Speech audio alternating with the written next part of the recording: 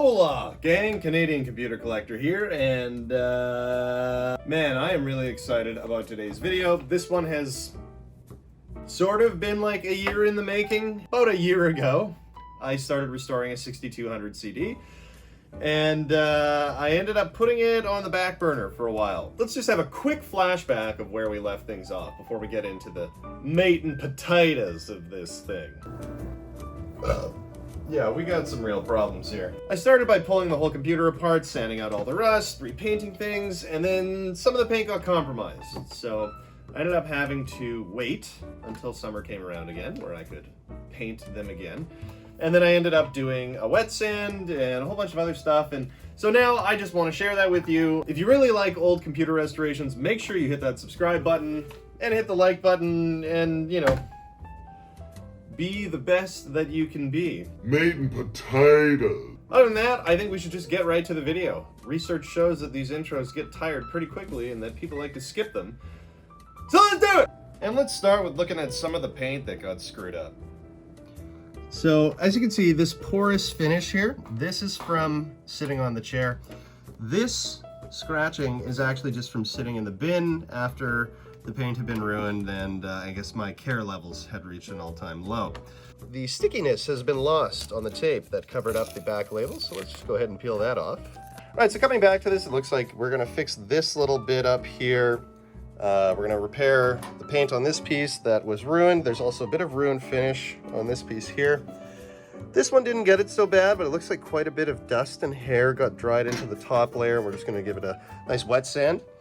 And then lastly, maybe I missed this the first time, but it appears that there's a little surface rust starting up on this piece, so we're gonna sand that down and just paint this top and side bracket. The rest of this caddy, for the most part, isn't in bad shape. And if we're gonna be repainting these things, we're gonna need to sand out some inconsistencies. So, time to cut some of that grit and start rubbing down that if you know what I'm talking about.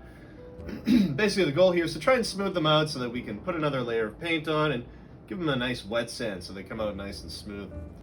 If we're painting again, we got to cover up the logo again. So here I am taping it off with just regular tape because we don't want to pull the clear coat off. We just want to cover it up from paint. Find that regular Scotch tape isn't too invasive and things like that. A little more sanding. This was another area that got ruined by the vinyl seat. So everything's sanded. I had to give them a rinse and a wash and a rinse and a dry, and you know, here we are drying things down. And next step is paint. So not the most ideal scenario, but yeah, we're spraying in the windowsill again.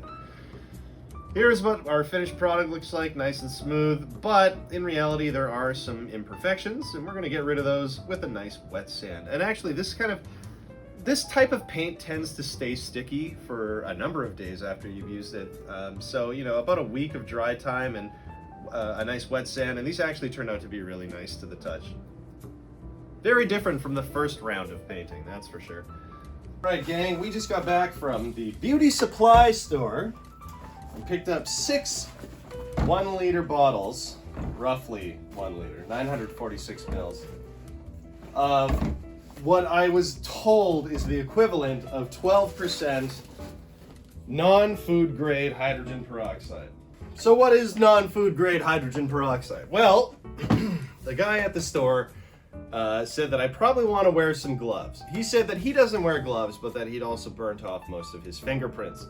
So while he's going to be particularly adept at committing crimes and not getting caught, that's not really the outcome that I'm looking for me. We're gonna try and be really careful and maybe find some gloves somewhere. I don't think I have any. I probably should have bought some. Time to whip out this little plastic tub. And first off, we're just going to put some dish soap in there and some hot water and give each of these parts a good clean because we do want a Retrobrite. This video will include Retrobrite. So buckle your seatbelts, folks. I know that you're probably on the edge of your seat. So these plastic tabs that hold this thing in are kind of like rivets. You just got to snap them off because they're melted plastic. The RF shield probably wouldn't fare well in the bath of hydrogen peroxide, so that's why we removed it. Anyway, we're now putting together the Retrobrite tub. So I have 2 spools of UV LED lights that we're gonna attach, one around the edges and one across the top. And then we're gonna wrap this whole thing in tin foil so that the UV light can bounce around and get all warm and creepy like it tends to. So with a little bit of Scotch tape and a little bit of aluminum foil, we can get these things going. Just have to make sure that we have our plugs set out in the same area. A quick test reveals that all is well, and it looks like we've got a thumbs up. Ooh, a nice thumb. Where are you from? Anyway, taping off the first half of the lid, but before we do that, let's take a look at some of these parts. Now you'll notice that we have a whole bunch of different shades of yellow here, and that just happens from the way, either the machine was stored or wherever the sunlight was able to reach it, but we've almost got like white, tan, and totally yellow. So chucking in as much as we can all at once. And then we just start pouring the hydrogen peroxide. I know I said I was going to wear gloves at the start, but I didn't find any at home and I didn't feel like going back in the car, so here we are risking it all. Taping on the second part of the lid and then applying the plastic so that cats don't fall in. That would be a problem. And look at how nice and clean this is, though, amongst the iPhones and broken G4 iBook. All right, so let's take these pieces out of their Retrobrite bath. It's been about 18 hours, which turns out to be just what the doctor ordered. Now, this lid went in afterward, and I ended up making a mistake on it. Admittedly, after the 18 hours, I forgot to move the weights, and there were still some parts that had some yellowing, so I figured, you know what, I'll leave it for another 8 hours, I'll move the weights, and I kind of cooked it, I think. I think it's been overdone. Looks okay here, but once you rinse it off, the imperfections really show up. So I pulled the lid off the parts machine, who cares? And that's me wiping with some ISO, getting it ready for another Retrobrite. Anyway, so now we're going on to the parts machine, which we know boots. I tested it earlier off camera, and I want to see if the power supply is the reason that the machine we're restoring wouldn't boot. So we're doing a reverse test here. I'm putting the power supply from the broken machine into the working machine to see if that kills it. So we're going to put in a test board and plug in some power, grab a monitor, and just see if this is a broken power supply, which it turns out it is. I was right. I had a hunch based on essentially nothing. So now let's free this working power supply from the parts machine.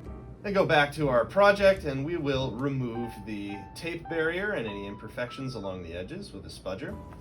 And we'll start the reassembly. So in goes the working power supply and a plastic rail, a couple plastic clips.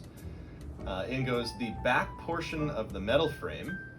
This is what holds the fan and the display board, which you can see we have a rusty one and a clean one from the parts machine, so we'll go with the parts machine. So in goes the display board, and give it a couple tightenings there. And so we've got some rust stains on this plastic fan shield. Now, a great way to get rid of rust stains on plastic is toothpaste. You just have to let it sit for a while, and then you give it a good scrub, and then you can head over to the sink and wash the rest of it off there.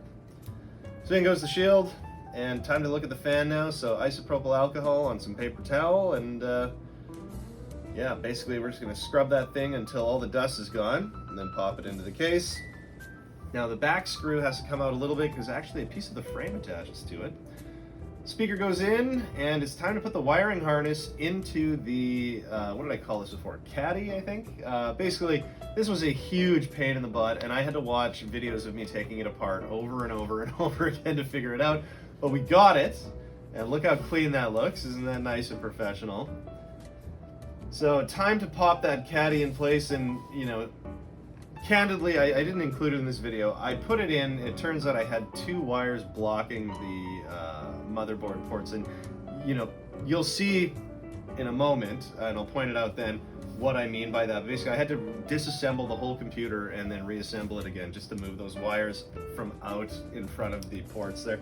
Anyway, there's that frame piece that goes into the fan. Time to plug in our power supply. Indeed. And now it's time to put our drives in. So we'll start with the hard drive. And then over top of that goes the 3.5mm floppy, which should be arriving there. It is, and slides in nice and clean.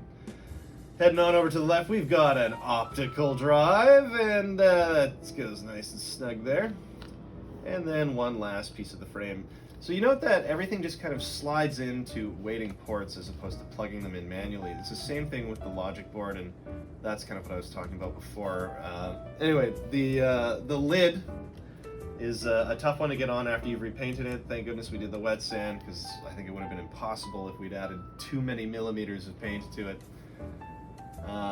Plastic pieces are starting to snap on. Here's the difference between the two lids. So the one on the left had 24 hours, the one on the right had 18. So obviously 18 is what is the magic spot with this level of hydrogen peroxide. Now, these back pieces, the ones on the parts machine were not quite as yellowed. As you can see, we have a yellow one here, but they were broken, so I couldn't use them. So you can see these two cords here now. This is what I was talking about. The logic board slides in on these rails to the back there, and those two cables were in the way, preventing it from plugging in. That required a full disassembly. So final pieces of plastic make their way onto the back of the case and onto the front of the case. And actually this one I thought was broken when I first purchased the thing because it wouldn't stay on there. It just turned out the tabs hadn't been clicked in. And last but not leastly, we have some spray-on adhesive and the original serial number back on the machine from whence it came. Folks, I feel like a proud father right now. Look at how clean my kid is. It's like I just gave them a bath. A little bit of yellowing on the optical drive door and some of the tabs on the back reminds us just how bad this machine used to be. And I kind of think it gives it some personality. It's nice to see how clean it is now. It looks like it could be right off the shelf in many ways, save for its optical drive and the odd tab on the back. But I would call this one a success. I think it turned out great.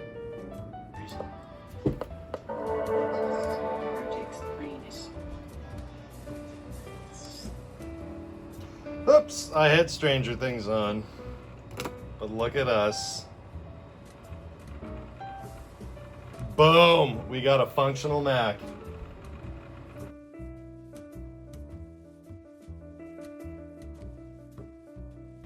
Alien photos, Art Bell, implants, oh my god. What the heck? Oh man, this guy was an old school like UFO conspiracy buff. This is sick. Lots of Art Bell stuff, you know, classic coast to coast host. Let's check out some of these alien photos. Oh my god, goat sucker? I hope I'm not the sucker for opening this. Is this like Goatsy? Let's hope not. Oh man, it's taking over the entire screen. Much like a real alien might. Good lord. Alright, well, ladies and gentlemen, we are working. Let's see if we got the CD. CD opens, and I imagine the disk drive is just as admirable. Oh, but does it close?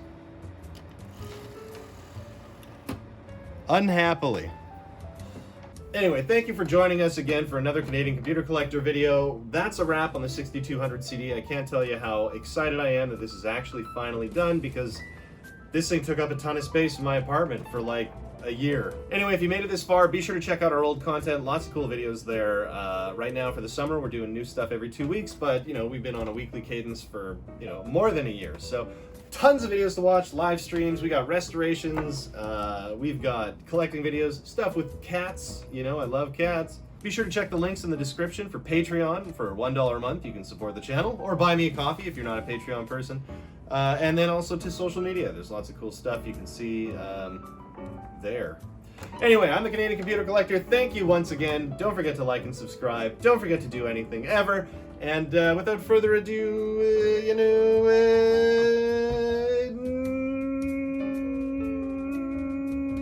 Meat and potatoes.